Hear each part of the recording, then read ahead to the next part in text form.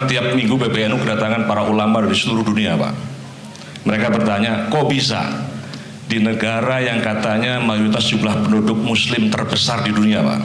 Dia menyampaikan, kok bisa di Indonesia ada Candi Borobudur tidak dimusnahkan, bahkan dikelilingi adzan, Pak, setiap subuh itu, Pak. Tidak dihancurkan, bahkan kalau kita ke luar negeri ditanya apa sih wisata Indonesia, orang muslim kita menyampaikan kita punya, we have Borobudur Temple, the biggest temple in the world. Makanya kemarin ketika Raja Salman datang mau berlibur ke Bali, saya senang, Pak. Mestinya kan Salman datang ke Indonesia kan datang ke pesantren, ke Jombang, ke Tebu Ireng, iya kan, ke Tambak Beras, ke Denanyar, ke Aceh. Dia melihat, oh ini negara Islam, harusnya kan datang ke sana. Tapi datangnya ke Bali kan, Pak. Para ulama tokoh-tokoh muslim dunia bertanya kepada NU, apa resepnya? Kami menyampaikan bahwa ini yang disebut sebagai ukhuwah basyariah ataupun ukhuwah insaniyah, yaitu persaudaraan kemanusiaan. Jadi kita mengajarkan kepada para santri, kalau di jalan kita melihat ada ibu-ibu ditabrak motor, kemudian terjatuh terluka, kita jangan tanya, Bu, ibu agamanya Islam atau Kristen? Saya Islam, NU atau Muhammadiyah? Saya NU, PKB atau P3? Saya PKB, Ahok atau Anies? Ini kalau ukhuwah,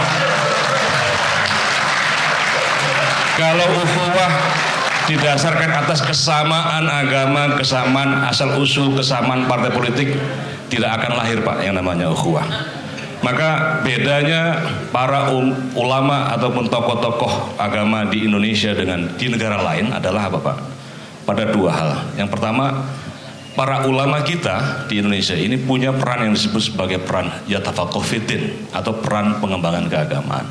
Nah, yang kedua yang tidak dimiliki oleh ulama-ulama lain adalah peran yang disebut sebagai peran waliyungdhiru qaumahum, yaitu ulama sebagai juga pemimpin umat di masyarakatnya. Jadi kalau ada orang gegeran di kampung, itu para kiai kita bisa melerai. Lebih ampuh ulama kita, Pak, daripada Kapolres ataupun Kapolsek. Betul ya, Pak Kapolri ya. Jadi kalau ada perbedaan pendapat, ada pertentangan antara satu masyarakat dengan yang lainnya, ini para ulama kita memberikan keteduhan 24 jam, Pak.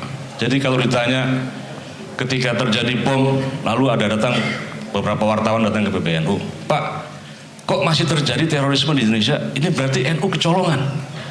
Ini pertanyaan yang keliru ini. Yang kecolongan bukan hanya NU, tapi Muhammadiyah, tapi partai politik, bahkan negara ini juga kecolongan. Karena apa?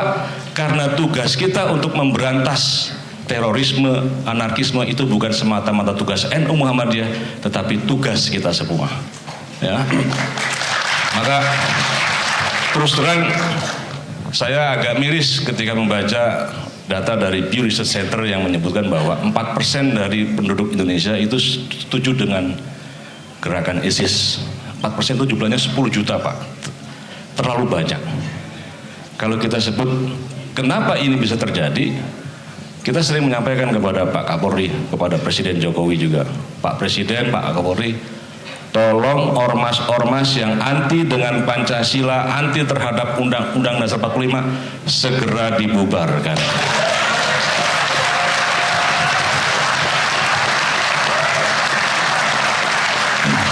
Setuju ya? Karena apa? Karena jika ini dibiarkan, Pak, itu bagi kelompok yang awam ini dianggap sebagai kebenaran yang dibenarkan juga oleh negara. Maka kalau ini terus berlangsung 5-10 tahun yang akan datang, data yang disampaikan oleh Pew Center tadi 4%, ini saya yakin jumlahnya akan semakin berlipat. Kita bayangkan, Pak, negara kita hancur seperti Suriah, negara kita hancur seperti Yaman. Ya. Pernah nggak ini yang Muslim kita bayangkan? Kira-kira Candi Borobudur kalau adanya di Jeddah, dipelihara apa dihancurkan? Ya, pasti dihancurkan. Jangankan tempat peribadatan umat lain, Pak. Sejarah peradaban Islam dunia yang luar biasa, luhur. Rumah Siti Khadijah sekarang menjadi kamar mandi, kakus. rumah kelahiran Nabi Muhammad SAW itu sekarang jadi perpustakaan, dan nunggu NU Muhammadiyah ini ngelindur gitu, pasti akan dihancurkan juga itu Pak. Ya, nunggu NU lengah ini pasti akan dihancurkan. Jadi jangankan apa yang disebut sebagai khazanah dari peradaban manusia, ini peradaban Islamnya saja di sana itu sudah punah. Yang ada kita lihat di Turki Pak, di Turki makamnya sahabat Sultan Ayub Al-Ansori dijadikan masjid, di situ ada makamnya. Di Topkapi Palace kita bisa melihat rambut dari Nabi Muhammad, giginya, surat-suratnya, pedangnya, jubahnya, burdahnya, dan seterusnya. Tapi di Saudi Arabia sudah hilang semuanya. Maka untuk itu Bapak Ibu sekalian, bersyukurlah, berbanggalah kita menjadi bangsa Indonesia, ya. Karena apa? Karena disinilah ternyata surga yang sesungguhnya ada. Saya akan mengakhiri karena mungkin banyak narasumber yang lain. Ini cerita dari Gus Dur, ya. Jadi betapa perbedaan itu ternyata indah dan diselesaikan secara jenaka. Ini cerita ketika seorang kiai bertemu seorang pendeta, perjalanan malam dari Jakarta ke Surabaya. Duduknya bareng satu kursi. Ketika hendak berangkat, Pak Kiai membaca doa, Bismillahirrahmanirrahim. Kata pendeta, Kiai, ini bukan bismillah tapi ini bismalam, katanya. Oh iya, saya bismalam, saya lupa. Lalu tiba-tiba di pertengahan jalan Pak, hujan besar, ada beledek. Pak pendeta menyampaikan, haleluya, haleluya. Kata Pak Kiai, bukan haleluya Pak, ini halilintar. Demikian, semoga bermanfaat. Terima kasih. Assalamualaikum warahmatullahi wabarakatuh.